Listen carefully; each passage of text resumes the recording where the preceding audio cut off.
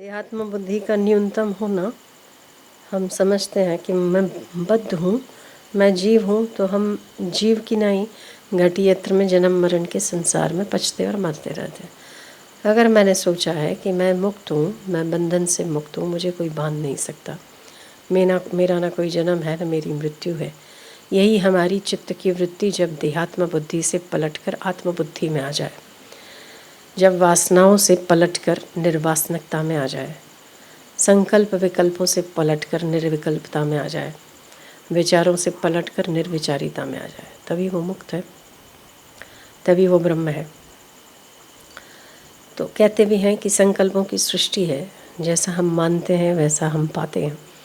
हम मानते हैं कि हम बद्ध हैं, कहीं न कहीं हमारे में कामनाएं बची हैं, तो ज़रूर वो कामनाएं दोषयुक्त परिणाम को देने वाली है, दंड की अधिकारी है।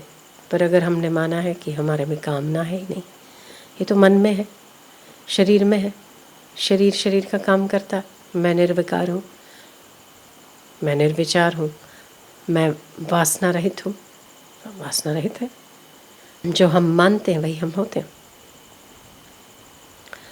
तो जब पलट कर देहात्म बुद्धि से, जब तक हमारी वृत्ति देह से जुड़ जाती है, तब मैं ऐसा हूँ, मैं ऐसा हूँ, इसकी कल्पना और इसकी मान्यता ठोस हो जाती है। जब ये पलटकर अपने आप में आती है, तब हम देह से ऊपर उठते हैं। जब देह से ऊपर उठते हैं, तब देह के विकार हमारे विकार कैसे होते हैं, देह के विचार हमारे विचार कैसे हुए, देह के रोग हमारे रोग कैसे हुए। देह की कल्पना, देहात्म बुद्धि जब तक है तभी तक बंधन है। जब देहात्म बुद्धि नहीं तो बंधन भी नहीं।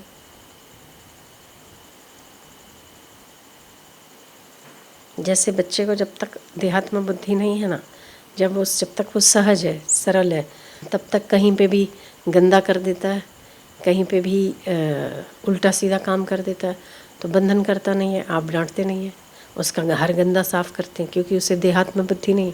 जहाँ देहात्म बुद्धि है वहाँ सारे नियम है, ये करना चाहिए, ये नहीं करना चाहिए।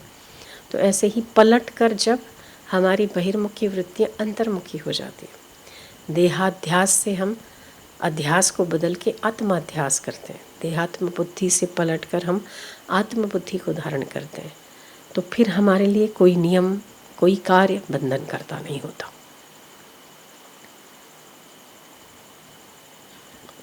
कुछ भी कर ले,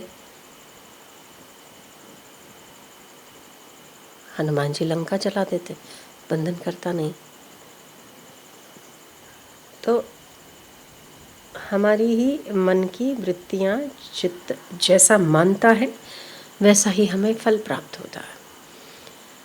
तो हम मानते हैं कि हम बहुत बंधन में हैं, हम तो जीव हैं, हम तो छोटे से, हम तो शूद्र हैं, हम शूद्र हैं तो हम शूद्र बने रहते हैं, हम जीव हैं तो हम जीव बने रहते हैं, हम बहुत कामी हैं, मेरे में बहुत वासना है, हमने मान लिया। उससे छुटकारा कौन दिला सकता है? कोई भी नहीं। आपने माना ना, आप मान लीजिए आप निर्विकारी हो, तो विकारों के समय भी मान लीजिए मैं निर्विकारी हूँ, तो निर्विकारिता को प्राप्त हो सकते हैं। मानना ही सबसे बड़ा सुख, मानना ही सबसे बड़ा दुख। तो बस जो हमारी बहिर्मुखता है, बहिर्मुखता में वृत्तियाँ जो बहुआयामी हो गई हैं, उसे एक देशी बनाना, पलटकर बिखरी हुई वृत्तियों को और देह के अध्यास को पुरुषार्थ के द्वारा आत्माध्यास में परिवर्तित करना, बस।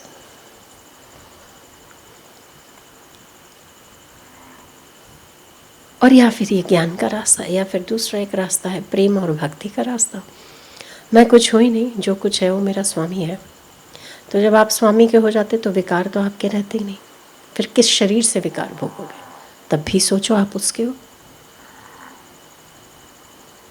या फिर ऐसी शरणागति हो, या फिर ऐसा विवेक हो। दोनों ही अपनी जगह पर, जैसा जिसका मार्ग है। तो ये सुनने में तो बहुत अच्छा लगता है ना, करने का और आनंद है जब हो जाए। तो बात ही ना पूछो। पर होते होते, अभ्यास होते होते ही होगा, करते करते ही हो सकता। एक दिन का काम तो है नहीं। कितना अध्यास हो जाता है ना। हम एक बच्चा पैदा करते हैं तो बच्चा मेरा है, अध्यास है, मेरा बेटा है। किसी के बेटे को लगती है इतना दुख नहीं होता, मेरे बेटे को लगी तो मुझे दुख है, अध्यास है, ममता है। तो ऐसा ज्ञान मार्गियों का अध्यास मैं ब्रह्म हूँ की ममता में बंध जाता है,